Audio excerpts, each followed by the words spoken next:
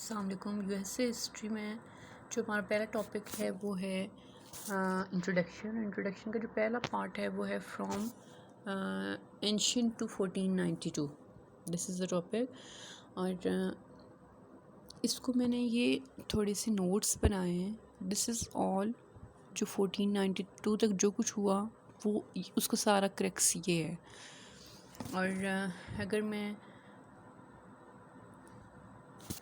इनको Majumdar and M A Malik ये जो हैं इनको अगर क्रेडिट ना दूँ तो इट वुड बी आर के मुजमदार। एंड इसकी बुक बहुत ज़्यादा फेमस है, सबको इसका पता होता है। अगर इसको मैं क्रेडिट ना दूँ तो ये इनके साथ ज़्यादती होगी। एक तो मैंने ये वाली बुक यूज़ की है नोट्स बनाने के लिए, दूसरा मैंने इंटरनेट से कुछ रिसोर्सेज यूज़ किए हैं। अब जो इंटरनेट से रिसोर्सेज यूज़ किए हैं वो मैं आपको बता सकती हूँ अगर आप लोगों को ज़रूरत हो। और सबसे पहले हम देखेंगे कि 1492 से पहले जो हुआ वो क्या था। अच्छा, क्या था कि एशिया से कुछ लोगों ने मूव करना शुरू किया अमेरिका की तरफ।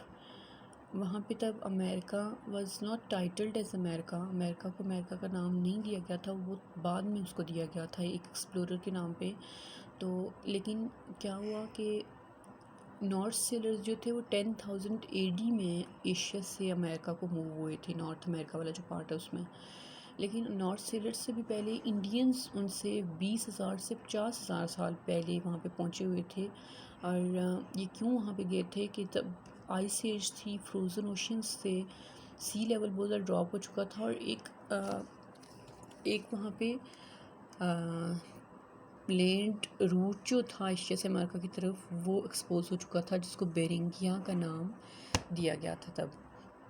और वहाँ से जो नए रूट्स को एक्सप्लोर करने के लिए, हंटिंग के लिए, अपने बिज़नेस बढ़ाने के लिए जो लोग एशिया से अमेरिका की तरफ मूव होना शुरू हो गए बेरिंगिया स्ट्रेट के थ्रू।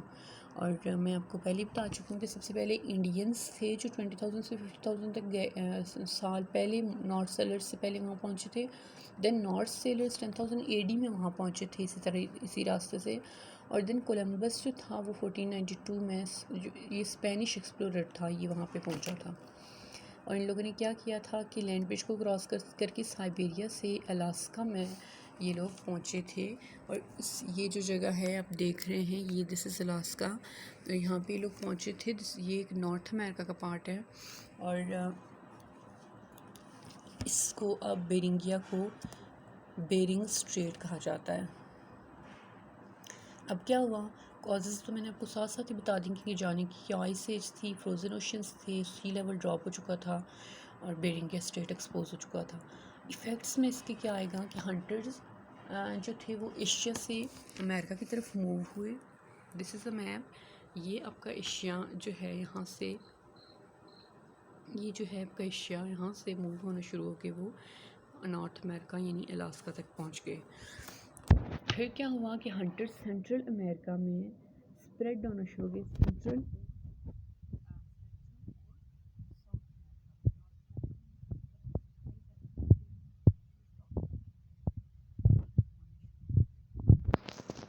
देन क्या हुआ, वहाँ पे जब ये सेटल हुए तो देवर नोमेड्स, वो ऐसे लोग थे जो एक जगह से दूसरी जगह मूव करते रहते थे। और उनकी कोई परमानेंट प्लेस नहीं थी, उनकी परमानेंट कोई हैबिटेट नहीं था। ये लोग एक जगह से दूसरी जगह पे मूव करते रहते थे, या फिर बोट्स के ज़रिए से या बाय फुट। अब वहाँ पे जाके वो हंटिंग के लिए जो चीज़ें, मतलब जो फूड के लिए जो चीज़ वो खाते थे उसके लिए वो हंटिंग करते थे। हंटिंग किस चीज़ की करते थे? और मैमल्स की करते थे, टाइगर्स, बाइसन, मैमोथ और मस्टोडन। ये जो एनिमल्स हैं इनकी वो हंटिंग करके इनके साथ अपने गुजर बसर करते थे।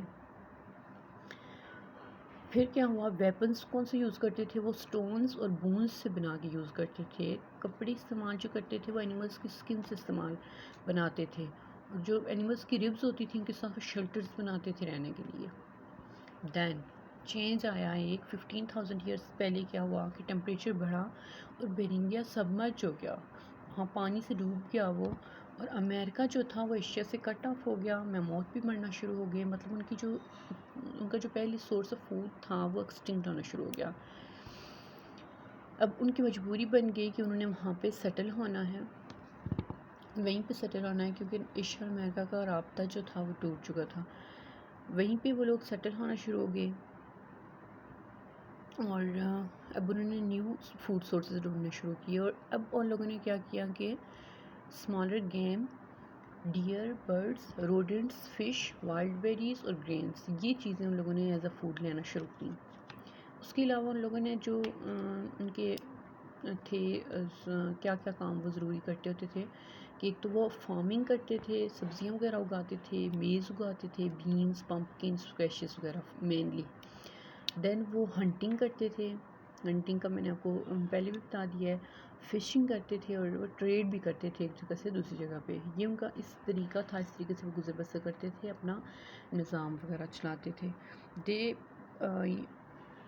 फिर क्या हुआ कि कल्चर्स ने ग्रो करना शुरू किया, जो पॉपुलेशन थी वो भी बढ़ गई, तो उन लोगों ने वहाँ पे परमानेंट शेल्टर्स बनाने शुरू किए। परमानेंट शेल्टर्स उन लोगों ने बनाए क्ले, ब्रिक, स्टोन और वुड के साथ।